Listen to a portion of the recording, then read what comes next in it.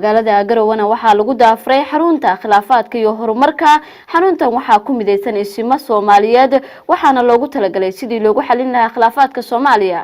warbixinta soo socota Maxamed Rasaas ayaa ku faahfaahinaya. xaruntani waxay ka shaqeyn doontaa xalinta khilaafaadka iyo horumarinta Soomaaliyeed. waxaa fikirkeeda iskala boqor Cabdirashiid boqor Cumar Ismaaciil iyadoo munaasabad lagu daafurayay lagu qabtay magaalada Garowe ee caasimadda dawladda Puntland taasoo ay ka qayb galeen ismada dhaqanka nabadoono aqoon-yahano iyo dhalinyaro. Ustaad Maxamuud Sheekh Ciid agaasimaha fulinta ee xarunta ayaa ka warbixiyay ujeedada loo aasaasay xaruntan iyo waxyaabaha ay ka shaqeyn doonto. waxa sababta asaaskeedu ahaa fikrado in badan isdhaafsanayo dad aqoon-yahana oo nasiibana hadda waxa ku soo biiray fiildiga ama mataqaanaa madaxda dhaqanka Soomaaliyeed dhalinyaro wax baratay oo shahaadooyin fiican ka qaatay qaybaha cilmiga kala duwan jaamacad sare waxa dadkaas ka mid ah nasiib wanaag boqor Cabdirashiid boqor Cumar Ismaaciil Sanweyne oo muddo badan la wadaagay fikirkaas dhalinyaro kale oo iyagu aan ismaahayn qaar shaqeeyo iyo qaar dalka iyo qaar dibadda jira waxa kaloo ka mid ah insha Allah taala xarunta shaqooyinka qaban doonto xalin mashaakilka dhaqan ee ka jira deegaanada Soomaalida xarunta ma yeelan doonto xuduud Soomaaliya dhexdeeda aan meel kasta dadka Soomaaliya joogo maadaama ay tahay xarun dhaqan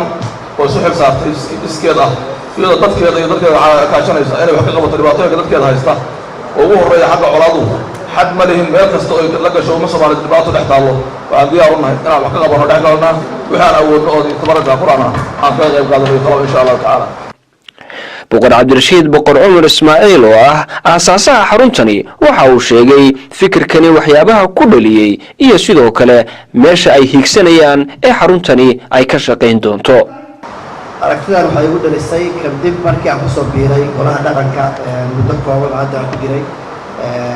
ayaan waxaan sameeyay daraasad ku saabsan bal mar haddii aad golaha ku soo biirto wuxuu ku soo contribute garayo ku soo kordhi waxaan arkay marka waan dareemay in ay jirto baahi weyn oo loo qabo xarun dhaqan oo arrimahaas ka qayb qaadata isla markaasna wax weyn ku soo kordhisa dhaqanka Soomaaliyeed si ay la socotaan dhaqanku wuxuu yahay lafdhabar bulshada Soomaaliyeed inaanu marka xaruntaanu mid ay tahay mid aan wada leenahay maaha mid aniga aan gaar u leeyahay ama tiimkayga la shaqeynayo hadda weli gaar u leeyahay xaruntu dadka oo dhan u dhaxaysa isla markaasna qof walba oo aqoon leh qof walba oo mataqaanaa awoodi kara inuu ku soo contribute gareeyo wax uu hayo ama qoraal ama research cilmiya oo soo habaaray inuu la soo wadaago xarunta oo ay noqoto arkiif iyo dhaqanka oo dhan loo soo gudbiyo waxyaabaha rabno marka inaan wax ka qabano waxa ka mid ah in la helo tababaro iyo training loo sameeyo dadka ku mashquulsan oo shaqada u ah aabihii hooyada u ah inay xaliyaan khilaafaadka. ismadii waxgaradkii iyo aqoon-yahanadii ka qayb galay munaasabadani lagu daafurayay xarunta xalinta khilaafaadka iyo horumarinta Soomaaliyeed ayaa dhammaantood soo dhaweeyay iyagoo sheegay inay tahay tani talaabo wanaagsan oo horey loogu qaadayo xalinta khilaafaadka ragaadiyay ummadda Soomaaliyeed iyo horumarintooda guud. cidii wanaag fikirta dalka iyo dadka wanaag ku fikirta iyagana waa soo dhaweeyaa wixii aan kari karnana waxba ka kaysanayn. qodobka ku xiga waxa weeye habeen dhow oo hadda laga yaabo inuu habeen saddexaad ba ahaa masala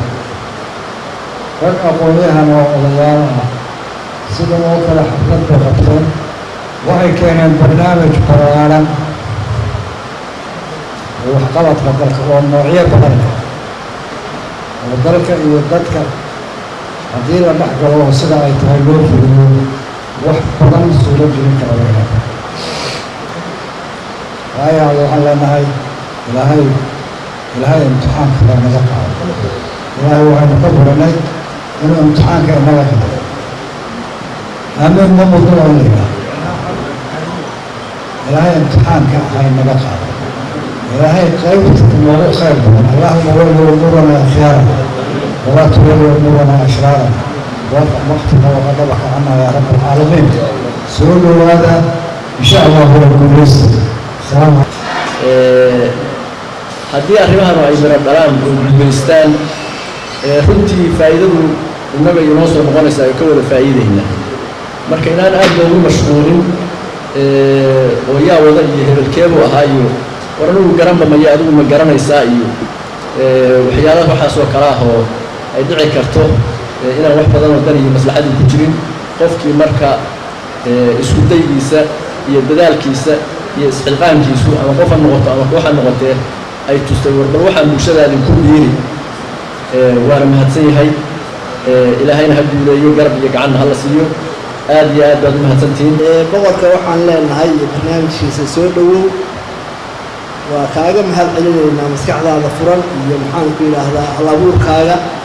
isaga waxaan leenahay soo dhowow waana ku kaalmaynaynaa ilaahay idankii gacanna hala qabtaan leenahay gacan ha laga siiyo mashruuc ballaaran weeye mashruucaan maxaan ku yidhahdaa diyaariyey dhammaan ismada inta ku qaybla iyo inta maqlaysana waxa weeye in laga wada shaqeeyo wixii danta Soomaaliya ku jira maanta waa aragtaanin Soomaaliya sida waxyi waa u jeedaanin inaynu sheegno oo aynaan ficil ku darina wax macna sameeyno oo hogaaminayo insha Allah oo Rashid oo Umar oo Ismaaciil waan soo dhaweynaynaa boqorkana waa wax balyeynayna waxaan leenahay wax badan baa la hadlay wax badan baa wax la sheegay waxaan leenahay mid khayr ilaahay inuu ka dhigo oo wixii aan u baahnay oo wixii dhibta nagu hayay ilaahay inuu dhammaantii boqorkana ku guuleeyo annagana noo jeeda maxaan rabaa ka hadlo waxa aan doonaynay waxaan leenahay ilaahay idinkiis boqor waa kula shaqaynaynaa أو كلهم بلينا أنت أيها إن لا يفهم بليه يوحنا إلهي وإحنا قاعد بضاعيه يواتي بقوة إليه وبدأ هيستين بل كان في علم حافظ لقى الله لقى شقايله وأنا كل شقايلنا إن شاء الله مركي إلهي يأتنا إنه مدى كله حسوساتهم بإن شاء الله مغضبا هذا السنة كهو بعد الجريدي طه عمر إسماعيل سوينا وأهانين wanaagsan oo hamigaan oo kale ku jiray hadii talaabadii koowaad oo aad qaaday ay noqotay tan oo kale iyo kuwa kale oo aad soo wadaba aad baan kaaga mahad celinaynaa waxaan leenahay ilaahay kuwa garab garo annagu waxaan diyaar u nahay shaqada uu boqor Cabdirashiid boqor Umar uu soo bandhigay horena diyaar baan ugu ahayn haddana diyaar baan nahay dhalinyarada Soomaaliyeed iyo dhalinyarada Islaamka meel kasta ay joogaanba waxaan insha Allah u rajaynayaa cid kasta oo barnaamijkaasi in ilaahay oo qayb qaadata in ilaahay wax wanaagsan ugu bedelo marka koowaad waxaan u mahad celinayaa isinka dhalinyarada ah boqor Cabdirashiid oo isagoo muddo gaaban xilka hayay halabuurka intaa la yimid waxaan u rajaynayaa hawshiisaan hawl khayr badan ku soo kordhisa mujtamaca inay ahaato midda koowaad isimadu adduunka isima noogu yihiin aakhiro waxaan isu nahay male isimadu dadkoodii waa gaajaysan yihiin dadkoodii waa xanuunsan yihiin dadkoodii khilaaf baa googooyey dalkoodii amni darra ka jidha intaasoo dhan baan ka rabnaa isimada khilaafku waa waxa asaaska oo ah dhibaatooyinkaasoo dhan gaajuu keenaa colaad buu keenaa cudur buu keenaa magaxxumi iyo sharaf dhac buu keenaa waxaan halkan isinka uga sheegayaa hay-addaas 100% waa kula shaqaynaysaa iyo xubnaheeda boqolkiiba boqol maxamed rasaas SBS TV garowe